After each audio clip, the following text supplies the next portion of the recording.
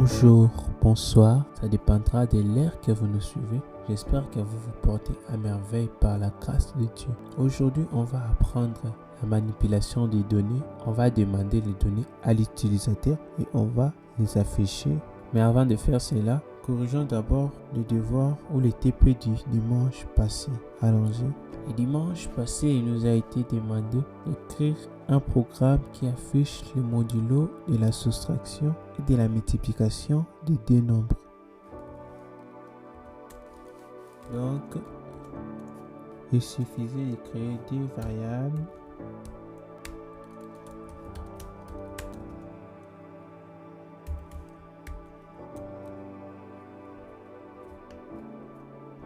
comme nos deux nombres, ajouter un qui contiendra le modulo de la soustraction et de la multiplication de ces nombres.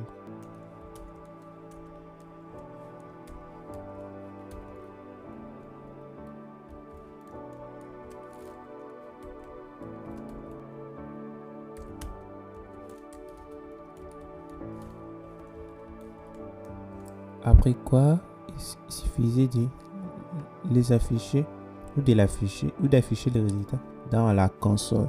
Pour moi, comme on a appris la concaténation, je vais un peu styliser mon affichage. Mais si tu n'as pas fait ça, c'était pas le but était juste d'afficher. Mais c'est bien d'utiliser tout ce qu'on nous donne et puis essayer de tous les associer. Allons-y. Donc je crée les modulos de la soustraction de concaténation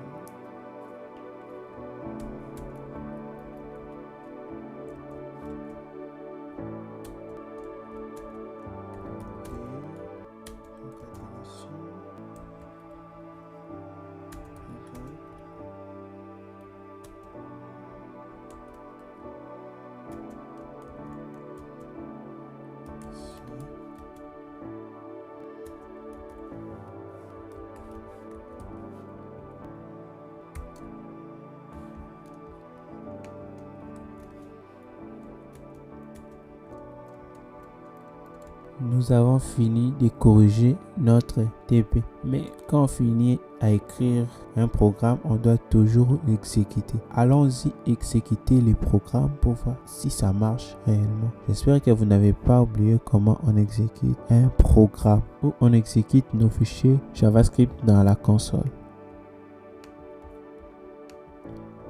Sinon, vous pouvez retourner dans les vidéos précédentes ou rester juste et regarder et faire comme moi.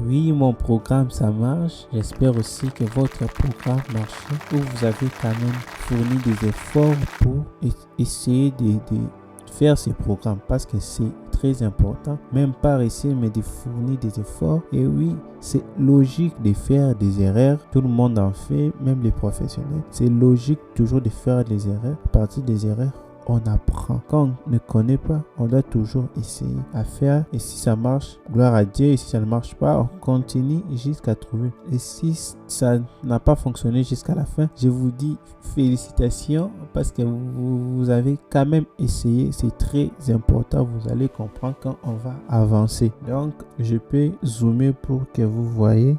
Voilà, dans ma console, il y a des modulos de la soustraction des 4 et 12 C-8. Mon programme marche correctement. Passons à la séance d'aujourd'hui. Comme on l'a dit dans l'introduction, la manipulation des données. Pour manipuler les données, on a besoin de demander les informations à l'utilisateur. Pour demander les informations à l'utilisateur ou pour atteindre une action de l'utilisateur ou juste pour afficher les informations, on a 3 boîtes de dialogue. Commençons par définir une boîte de dialogue. Une boîte de dialogue, c'est une petite fenêtre qui affiche des informations. Elle est communément appelée pop-up. Voici quelques-unes que JavaScript utilise. Nous avons prompt, nous avons confirm, nous avons alerte. Prompt nous permet de demander aux utilisateurs ou à l'utilisateur des données. Exemple, si on veut demander à l'utilisateur son âge, on va utiliser prompt. Confirm par contre, lui, comme le nom l'indique, il attend une confirmation ou une annulation. Donc, avec confirm, on va vérifier, par exemple, si c'est l'administrateur, si l'utilisateur est un administrateur, ou par exemple, plus simplement, si l'utilisateur était majeur ou pas. Avec alerte, on va juste afficher les informations. Mais on ne peut pas utiliser tout ça comme ça. On ne peut pas utiliser les boîtes de dialogue dans la console. Donc, on va passer par une page HTML. Oui, on aura besoin de connaissances en HTML. Mais si vous ne savez rien de ça, suivez-moi juste pas à pas. Commençons d'abord par ce qu'on connaît. Commençons par créer un fichier. Donc, pour créer un fichier, si vous avez Windows, j'avais dit CTRL-N et puis Mac, Command-N. Donc, je le fais, je crée un fichier. J'appuie sur CTRL ou Command S pour enregistrer. Nous donnons le nom de notre fichier index.html pour cette fois. Parce que l'extension d'un fichier HTML, c'est .html. On enregistre, bien sûr.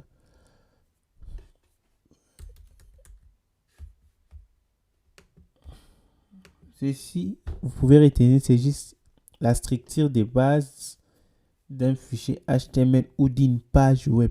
Parce que le langage HTML nous permet de créer des sites web. C'est vraiment ce langage qui nous permet de créer des sites web. Et nous, ici, ce qui nous intéresse, c'est plus les JavaScript. Donc, on veut exécuter nos JavaScript ou notre code de JavaScript à partir du fichier HTML. Donc, il y a des manières, donc, en interne ou en externe. En interne, on utilise la balise script et directement, on exécute notre code JavaScript à l'intérieur de ces deux balises ouvrantes et fermantes. Donc, mais on ne va pas utiliser cette manière. Pour être mieux organisé, on va séparer les deux codes, nos codes HTML et nos codes JavaScript. Donc, on va faire appel plutôt à la tribu des scripts. Oui, je sais que vous ne comprenez pas, mais suivez-moi juste pas à pas. Et si vous avez des questions, n'hésitez pas à les poser, de m'écrire dans les commentaires ou de m'écrire dans le mail. Donc, je disais, on ajoute CRC. Donc, c'est cet attribut qui nous permettra de connecter notre fichier JavaScript dans notre fichier HTML ou dans notre page web. Donc, ici, il suffit d'écrire les schémas ou l'emplacement du fichier par rapport au fichier index. Pour un premier abord avec cette notion, j'ai mis tous les deux fichiers au même dossier. Donc, c'est pourquoi j'écris juste index.js plutôt. Si je n'avais pas mis ces deux fichiers dans le même dossier, j'allais chercher les paths ou l'emplacement ou le chemin du fichier par rapport au fichier index. Donc, pour simplifier les choses, j'ai voulu mettre tout et vous aussi pour la première fois que vous abordez ces sujets. Je vous conseillerais de mettre tous les deux fichiers index.html et index.js dans le même dossier. Donc, vous allez juste écrire index.js. Comme vous le voyez, ou même si vous ne voyez pas, nos deux fichiers à partir juste de cet attribut vient d'être connecté. Donc, pour vérifier vraiment est-ce que nos fichiers sont connectés, on va essayer d'afficher tout ce qu'on a affiché dans la console. Voilà, on va essayer d'afficher tout ce qu'on a affiché dans la console. Comme on avait vu, Alert permet d'afficher dans une page web. Donc, on va changer ce code, le code de notre TP console.log à alert. Ouais, on a changé. Maintenant, ce qu'il nous reste à faire, c'est de copier les schémas ou directement d'exécuter. Mais nous, on va vouloir copier les schémas, c'est mieux. Donc, tu viens sur cette icône et puis tu vas avoir index.html, tu fais un clic droit, copier les schémas. Ou Alt CTRL C, copier les schémas. On a copié notre chemin et on vient ici. On colle nos chemins avec CTRL V. Et puis on voit directement quand on appuie sur Entrée, on voit que les résultats qu'on avait dans la console est maintenant visible dans notre page web. Voici une page web. Ouais, c'est une page web. C'est comme Facebook, mais bien sûr, notre page web est vide. Voilà notre page web. Voici, on a maintenant notre résultat affiché sur une page web. Donc, la connexion entre notre fichier HTML et notre fichier JavaScript, ça marche correctement. Revenons à nos moutons et comme on a vu comment connecter nos deux fichiers HTML et JavaScript et comment afficher les résultats dans une boîte de dialogue mais dans une page web, on peut continuer. Donc, on verra les exemples sur Alert, sur Prompt, sur Confirm pour avoir plus d'applications. Commençons par Alert. Alert nous permet, comme on a vu ici haut, nous permet d'afficher juste une information. Par exemple,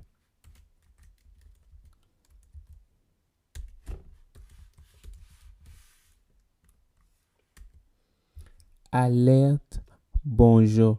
Donc, je dis à ce code, quand on va rafraîchir notre page ou actualiser notre page, tu m'affiches dans une boîte de dialogue juste bonjour.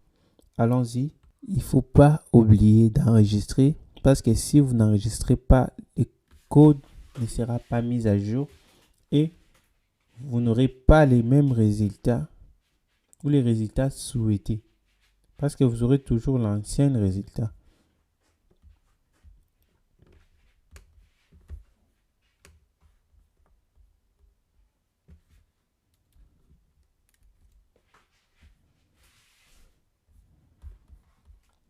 Allons exécuter ce code, rafraîchir la page.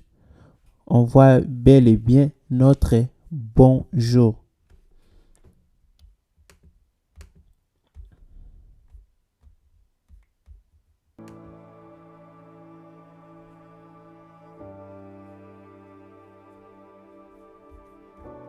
Continuons. Maintenant, on va utiliser confirme. Comme on a vu aussi pour confirme. Confirme là, il ne permet pas juste d'afficher une information, mais de demander une action à l'utilisateur. Pas plus.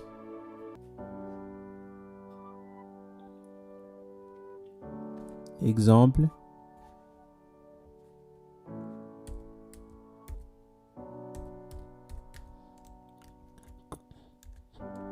Confirme.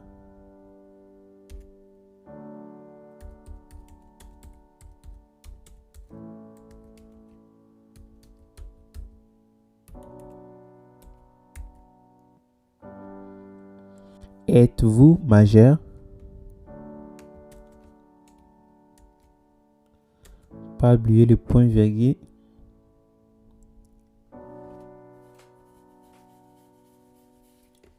Il ne faut pas oublier le point d'interrogation parce que c'est une question. Allons exécuter dans notre navigateur. Rafraîchir la page. Pour rafraîchir ou actualiser la page, vous venez juste ici. Là où il y a cette icône et puis vous appuyez et on voit êtes-vous majeur. Contrairement à alerte, ici on a des boutons. Donc ce que je disais, il attend une action. Donc si je suis majeur, j'appuie sur OK. Si je ne suis pas majeur, j'appuie sur annuler. Bien sûr, si je mens, le site web ne va pas me dire non, non, tu n'es pas majeur. Non, il n'a pas cette capacité-là. Mais on compte sur la franchise de l'utilisateur. C'est un peu ça. On peut rien y faire. Pour la dernière boîte de dialogue, on va voir prompt qui nous permet de demander des informations à l'utilisateur. Exemple.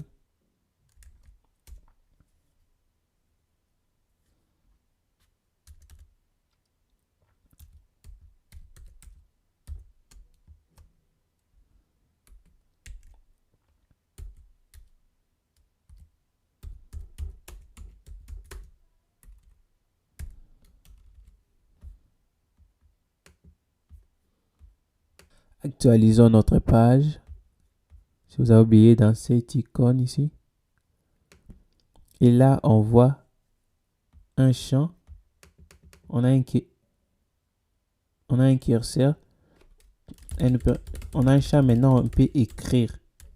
Donc, on nous demande par exemple votre âge. Ici aussi, l'utilisateur peut mentir, mais on compte toujours qu'il soit franc, qu'il nous répond. Votre âge, par exemple, il peut répondre 17 ans et puis appuyer sur OK. C'est l'heure du challenge et c'est à ton tour de pratiquer. Demande à l'utilisateur son nom, son prénom, son âge et sa profession et affiche-les dans une page web. Mets la vidéo en pause et accomplis ce challenge. J'espère que tu as réussi ce challenge. Si tu n'as pas réussi ce challenge, ne baisse pas les bras. Continue. Tu auras d'autres challenges. Tu vas réussir. Je suis sûr. Donc, on devait demander les noms d'utilisateurs, son prénom, son âge et sa profession. On doit créer nos variables parce que toutes les boîtes de dialogue qu'on a vues, ce sont des fonctions. Les fonctions ne conservent pas des variables. Donc, elles ne conservent pas plutôt les données. Si on ne crée pas des fonctions, on va perdre nos données. Pour conserver nos données comme on l'a bien vu dans les vidéos précédentes, on devait créer des variables. Créons nos variables. Let nom égale let prénom égale let âge égale let profession.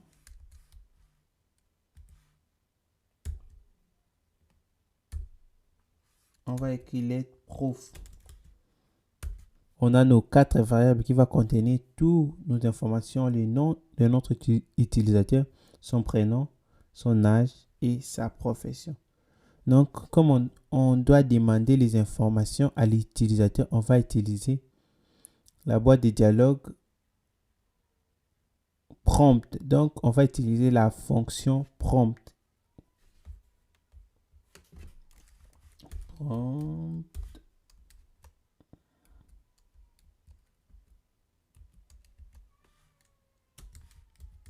Votre nom. Vous pouvez copier, coller.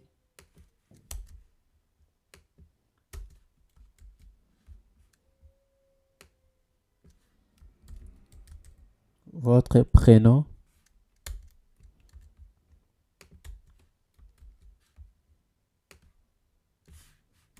votre âge,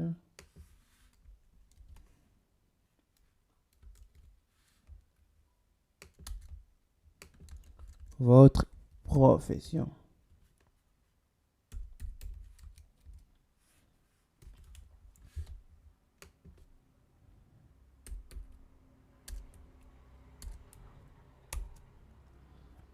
Donc, comme on nous a demandé d'afficher, on doit afficher, mais pas dans la console, mais dans une page web. Donc, on va utiliser alerte.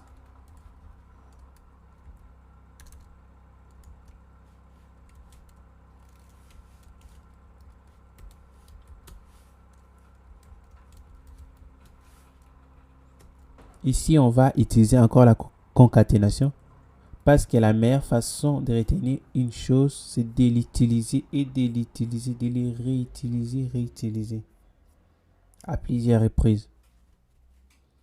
Voilà, bonjour monsieur. Non. Prénom.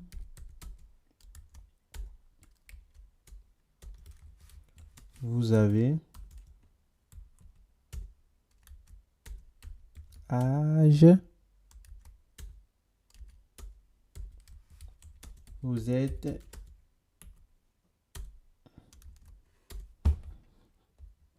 comme on ne sait pas si ça sera un monsieur ou un madame, on va effacer ça.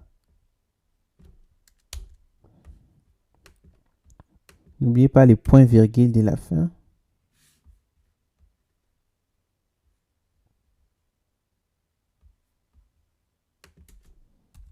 Profession. Voilà ce qui nous a été demandé dans le challenge. Exécutons pour voir. Il faut toujours exécuter son code pour voir ou pour visualiser, pour voir qu'est-ce que ça donne.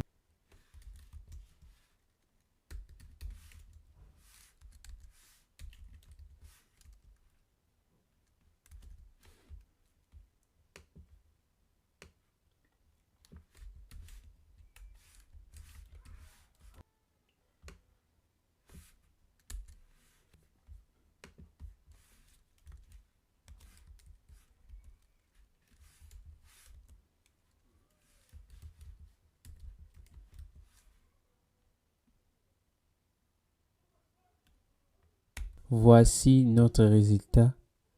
Bonjour, homme, vous avez 17 ans, vous êtes étudiant.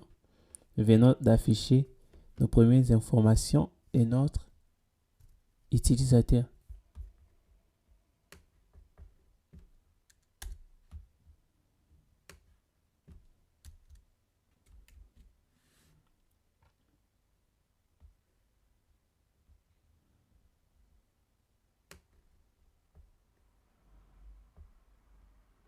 Comme les noms et les prénoms sont collés, on va venir mettre de l'espace entre eux.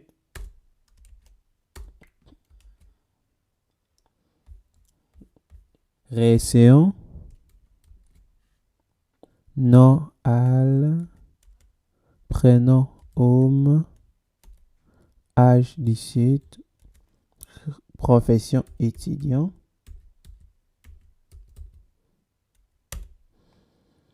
Et voilà maintenant, les noms et les prénoms n'est pas collé. Bonjour, Al, homme, vous avez 17 ans. On a oublié un. Vous avez 17, ajoutons l'année.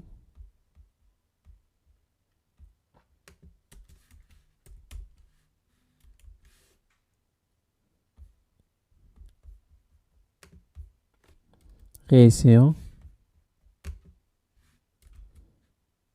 Nom, Al.